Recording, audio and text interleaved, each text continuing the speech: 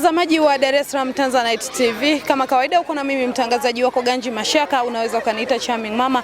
Na leo hii basi nipo mahali hapa shuleni kwa sababu kuna mdau wa elimu ambaye amekuja hapa kwa ajili ya kuwasaidia watoto yatima na ambao wapo katika mazingira magumu.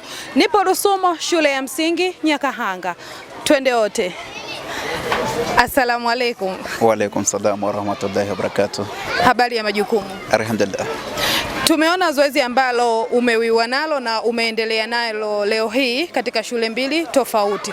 Unaweza ukatuambia basi ni nini hasa kilikugusa mpaka ukaamua kufanya kitu kama hiki? Cha kwanza ni kutokana na elimu niliyopata kwenye jamii ninayoishi, lakini pia mimi nimekulia uyatima.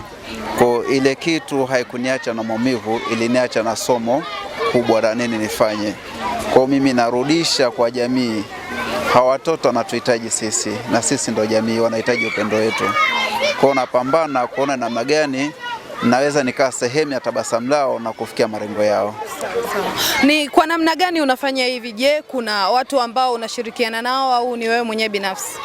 Kiukweli mimi nipo mbele, lakini kuna watu wengi nyuma yangu. Nikianza na familia yangu, kuna viongozi wamenishika mkono, wanatia moyo. Yupo mkuu wa wilaya ya Ngara, kwa kweli amekuwa ni mdau, lakini pia amesimama kama mzazi kufanikisha hili. Zipo ofisi za serikali, TRA, ofisi za polisi. Kwa kweli ni wadau wengi. Mimi nipo mbele kama kioo, lakini nyuma yangu kuna watu wengi wanaowezesha jambo hili kutimilika.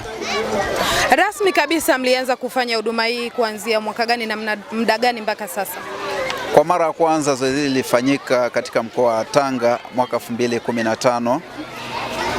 Tokea hapo tulisimama kutokana na masomo kunibana, limekuja kujirudia mwaka jana ambapo nilizindua rasmi na wadau niliungana nao.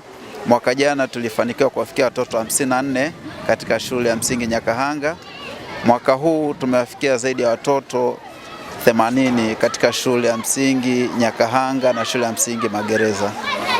Hongereni sana. Asante sana. Tunashukuru pia kwa kujitoa kuja kukava tukio hili. Inaonyesha namna gani mnagusa matukio ya kijamii. Nini wito wako kwa wadau wengine?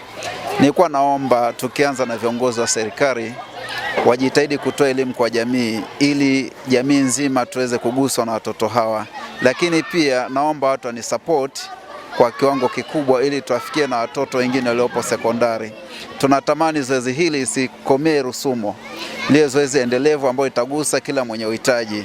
Na panapo majaliwa na malengo ya kufungua taasisi rasmi kwa ajili ya kuwashika mkono yatima na wanaoishi mazingira magumu, si tu kwa elimu bali kwa support kimaisha kabisa. Asante, lakini tunaamini kwamba siku zote unapohitaji kufanya kitu unakuwa na wazo, baada ya hapo unatenda. Lakini tunafahamu kuna mayatima wengi ambao wameshawahi kuishi kwenye uyatima na wakati huu wameshajipata, lakini hawana moyo huo. Kitu gani haswa kilichokugusa mpaka wewe ukaamua kufanya kitu kama hiki? Mimi elimu kubwa nimeipata kwa familia yangu kupitia kwa Dr. Susan ambaye ni mfadhili wa shirika kiitwa Tumaini Fund ambalo kwa sasa ni TOSO. Walivyonishika mkono kuanzia kidato cha 3 mpaka kumaliza kidato cha 6, ile ilibaki kama kumbukizi na inipa elimu kwa mapana. Kwa mimi niwaombe ambao wamepitia uyatima na ambao hawajapitia, kila mmoja ajipe muda wa kutafakari kama akiondoka duniani mtoto wake atabaki na nani, atasaidiwa na nani. Tukitafakari kwa kina, kila mmoja atakuwa tayari kuwagusa mayatima na wenye uhitaji. Mwenyezi Mungu ndiye hutoa. Kwa aliyekosa tusimuone kama aliyekosea, bali tumshike mkono. Aliondokewa na mzazi tusimuone kama mkosefu, isipokuwa toe faraja kwake. Kwa wito wangu kwa viongozi, jamii nzima kwa ujumla, tushikamane, tuungane kuwasaidia watoto hao wenye uhitaji. Asante sana kwa muda wako Amli, lakini kwa kumalizia, tuna watoto yatima lakini kuna ambao wanakaa kwa ndugu zao. Hawa pia wanaguswa na changamoto kama vile hawana ndugu. Sema neno kwa wale walezi ambao wanalea hawa mayatima. Kikweli niombe kila mmoja rejea kwenye vitabu vya Mwenyezi Mungu, vitabu vitukufu. Tumeelezwa namna gani tunapaswa kuishi na watoto yatima. Yatima anahitaji upendo, yatima anahitaji ukarimu.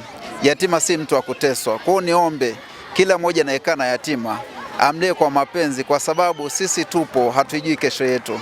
Leo namtesa yatima, kesho naweza kaondoka, hujui nani atabaki na mwanao. Kwa wito wangu kwa jamii nzima, watoto yatima tuwapatie faraja, tuwapatie upendo ili kuondoshea hali ya huzuni na upweke ndani ya mioyo yao. Asante sana. Na mtazamaji, na hivyo ndivyo tunamaliza kuhusiana na tukio hili la leo. Usiache kuendelea kufuatilia Dar es Salaam Tanzanite TV, vile vile subscribe lakini pia share. Asante.